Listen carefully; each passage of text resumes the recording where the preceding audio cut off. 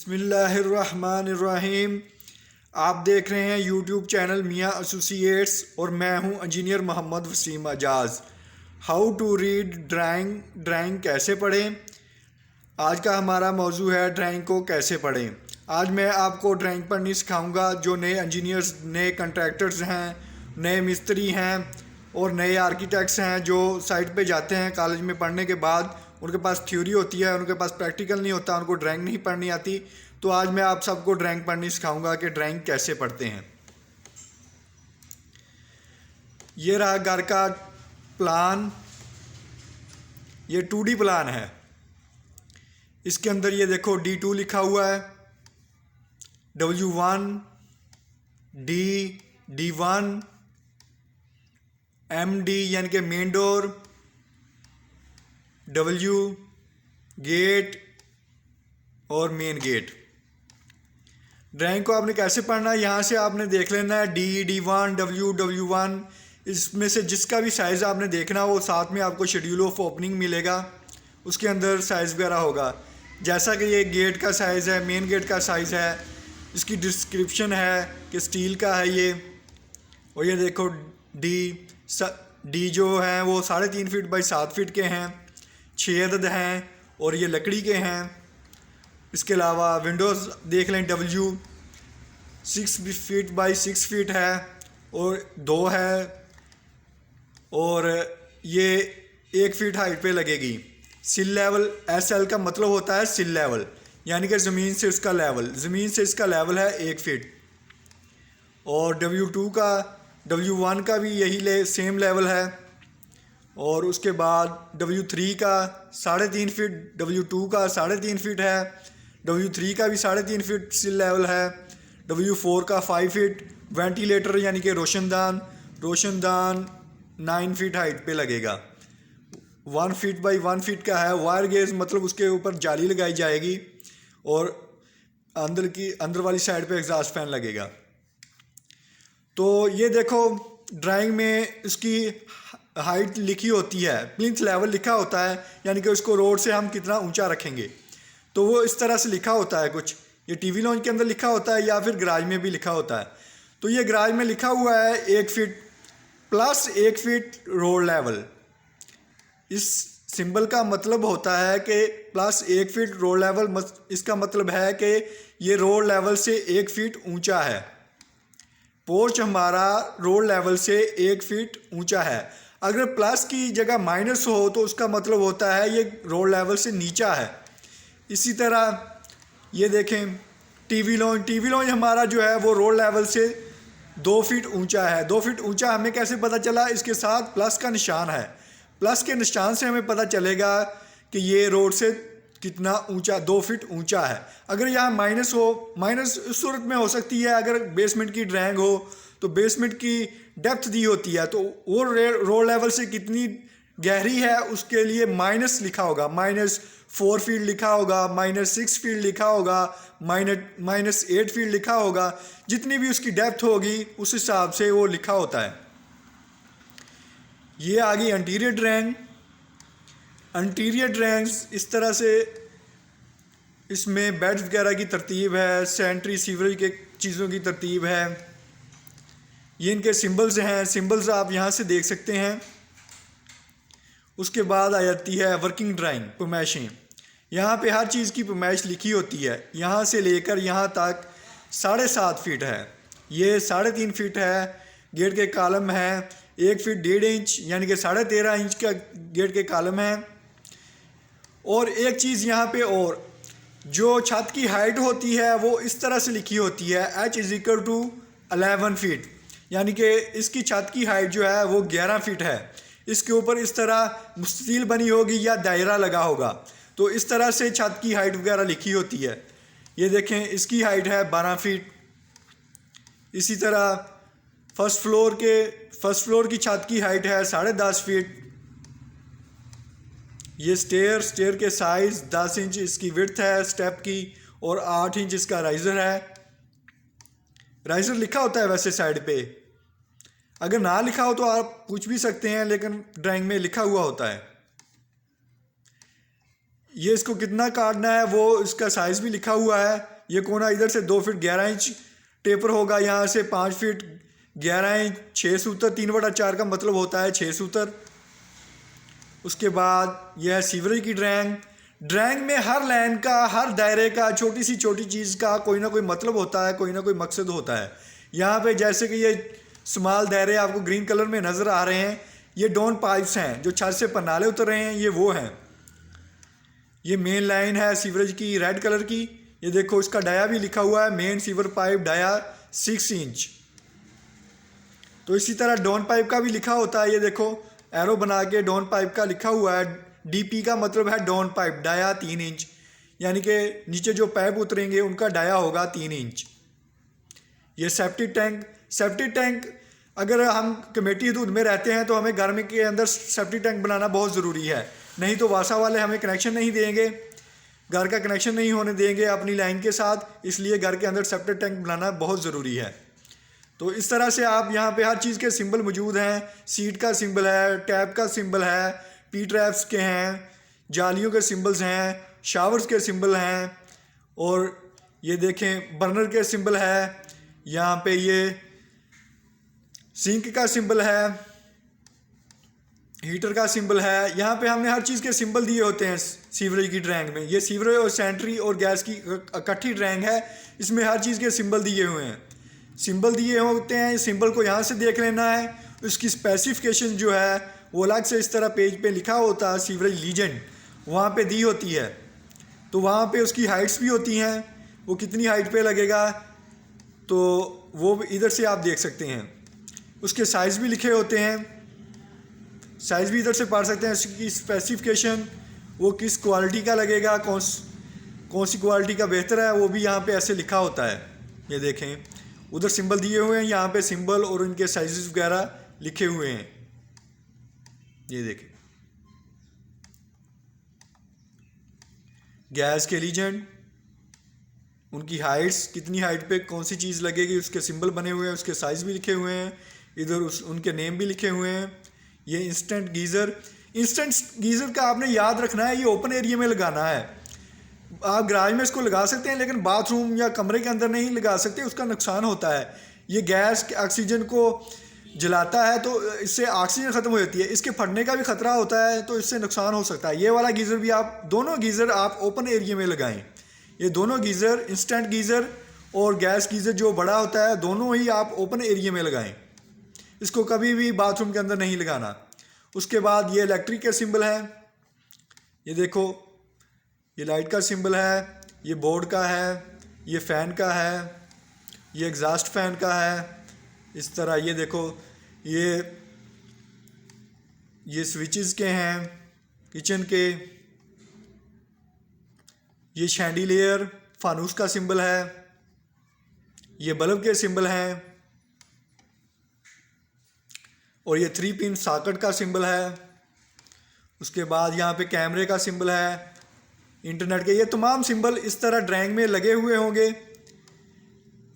तो सिंबल के लिए अलग से पेज इस तरह दिया गया होगा जिसके ऊपर इलेक्ट्रिकल लीजेंड लिखा होगा। तो वहाँ से आप सिंबल देखेंगे कौन सा सिंबल कहाँ पे लगा हुआ है और कितनी हाइट पे, यानी कि इसकी हाइट क्या है, सिल लेवल लिखा होगा यहाँ पे या फिर हाइट लिखा होगा। तो आप यहाँ से देखेंगे कौन सी चीज़ कितनी हाइट पे लगेगी। ये देखें तमाम चीज़ों के नेम और उनकी हाइट्स लिखी हुई है।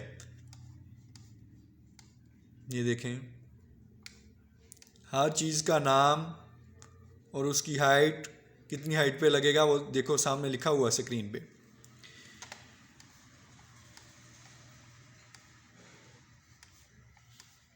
और एक चीज़ और, ये जो प्लान होता है उसमें जो फर्स्ट पे लिखा होता है, ये इसकी विड्थ नहीं बल्कि इसकी उफ़क़ी पैमाइशें होती हैं। प्लान के अंदर जो पहले लिखी होती है वो इसकी उफ़क़ी पैमाइशें होती हैं, इस रुख की पैमाइशें होती हैं, और जो बाद में लिखी होती हैं वो इस रुख की पैमाइशें होती हैं, यानी कि वो वर्टिकल पैमाइशें होती हैं। मैथ में होता है कि जिसकी विड्थ कम हो, जो कम साइज़ में हो उसे हम विड्थ बोलते हैं, जिसका साइज़ ज़्यादा हो उसे हम लेंथ बोलते हैं। लेकिन ड्राइंग में ऐसा नहीं होता। ड्राइंग में ऐसा होता है जो पहले लिखा होता है वो उफ़क़ी पुमैशें होती हैं, जो बाद में लिखा होता है, जो बाद में पुमैश लिखी होती है वो अमूदी पुमैशें होती हैं। ये आपने याद रखना है। पहले वाली पुमैशें ये 13 फीट है, ये इसकी विड्थ है, 17 फीट इसकी लेंथ है, यहाँ पे 12.25 फीट विड्थ है, 13 फुट इसकी लेंथ है। लेकिन बाथरूम में देखो 7 फीट इसकी विड्थ है, 5 फीट 9 इंच इसकी लेंथ है। तो इसमें ये 7 फीट जो है इसकी उफ़क़ी पुमैश है, 5 फीट 9 इंच इसकी अमूदी पुमैश है। तो फ्रंट के 2D प्लान में जो ऐसे लिखा होता है 7.5 फीट, ये देखो ये इसकी उफ़क़ी पुमैश है और 5 फीट इसकी अमूदी पुमैश है। 26.5 फीट इसकी अमूदी पुमैश है और ये हाइट भी है इसकी। फ्रंट वाले एलिवेशन की वर्किंग में इसको हाइट भी कहा जाता है। ये इसकी हाइट है 26.5 फीट और ये इसकी अमूदी पुमैश है। और 13 फीट 9 इंच ये देखें, ये इसकी उफ़क़ी पुमैश है। इस तरह से आपने ड्राइंग को पढ़ना है। और जो नए आर्किटेक्ट्स हैं, नए इंजीनियर्स हैं, वो जो ड्राइंगें बनाते हैं तो वो ड्राइंग के अंदर इंस्ट्रक्शंस लाजमी लिखा करें। एक ज़रूरी हदायत है वो लाजमी लिखा करें, वो मैं आपको दिखाता हूँ। Special note and limited responsibility. Special note and limited responsibility. We as engineer and architect shall only be responsible for providing advice, space, design and planning of the project to the contractor and client। यानी कि architect और engineer का काम क्या है, उसने design करना है, उसकी प्लानिंग करनी है और मशवरे देने हैं कंट्रैक्टर को और क्लाइंट को। आर्किटेक्ट का इतना काम है। Any defects in the construction due to poor workmanship, any changing in drawing, design, planning and move the walls into the other side is a responsibility of contractor and client। यानी कि अगर आपके जो labour है contractor की वो अच्छा काम नहीं करती, उस वजह से कोई नुकसान हो जाता है, वो ड्राइंग के मुताबिक काम नहीं करते, कंट्रैक्टर और जो क्लाइंट है वो ख़ुद मिलके अपनी मर्ज़ी से बनी हुई दीवार को अपनी मर्ज़ी से गिरा देते हैं, किसी दूसरी साइड पे बना लेते हैं, उसकी वजह से छत गिर जाती है, तो उसका ज़िम्मेदार इंजीनियर या आर्किटेक्ट नहीं होगा बल्कि क्लाइंट और कंट्रैक्टर होगा। तो ये चीज़ ड्राइंग में आप लाजमी लिख के दें, नहीं तो फिर बाद में क्लाइंट और कंट्रैक्टर ख़ुद नुकसान कर लेते हैं और आर्किटेक्ट और इंजीनियर्स पे डाल देते हैं। Any defects in the steel work and steel design is a responsibility of steel fixture and steel designer, structure engineer। अगर तो स्टील इंजीनियर ने स्टील डिज़ाइन किया है तो कोई नुकसान हो जाता है तो उसमें स्टील डिज़ाइनर ज़िम्मेदार है। अगर स्टील डिज़ाइनर ने सही डिज़ाइन किया है, आगे स्टील फिक्सचर ने डिज़ाइन के और ड्राइंग के मुताबिक स्टील नहीं बांधा, तो फिर स्टील फिक्सर उसका ज़िम्मेदार है। मिसाल के तौर पे स्टील डिज़ाइनर है, उसने बीम के अंदर 8 सरिये दिए हैं, तो जो स्ट्रक्चर इंजीनियर ने 8 सरिये दिए हैं तो स्टील फिक्सचर वगैरह जो है वो वहाँ पे 8 सरिये नहीं डालता, 6 सरिये या उससे कम सरिये डालता है, तो कोई नुकसान हो जाता है बाद में, तो उसमें वो स्टील फिक्सचर जो है वो ज़िम्मेदार होगा। ये लिखेंगे तो हर कोई ड्राइंग में अगर ये चीज़ें लिखेंगे तो हर कोई अपनी ज़िम्मेदारी से काम करेगा। एक दफ़ा क्या हुआ, मैं आपको वाक़या बताता हूँ कि मैंने एक कॉन्ट्रैक्ट ले लिया 10 मरले के घर का। तो मैं घर बना रहा था, मैंने मिस्त्री मज़दूरियों को कहा हुआ था कि अगर मैं साइट पे मौजूद ना हूँ, अगर कोई क्लाइंट आपको कोई चीज़ कहे तो उसकी आपने बात मान लेनी है, अगर उसकी कोई जायज़ बात हो, अगर वो सही कह रहा हो। तो हुआ क्या, मैं खाना खाने घर चला गया। जब मैंने वापस जाके देखा तो टीवी लॉन्च के अंदर बाथरूम बनाया हुआ था और एक लॉबी थी। लॉबी और बाथरूम की दीवार को गिरा दिया था, तो छत का बीम मैंने वो बाथरूम की दीवार के ऊपर रखा हुआ था।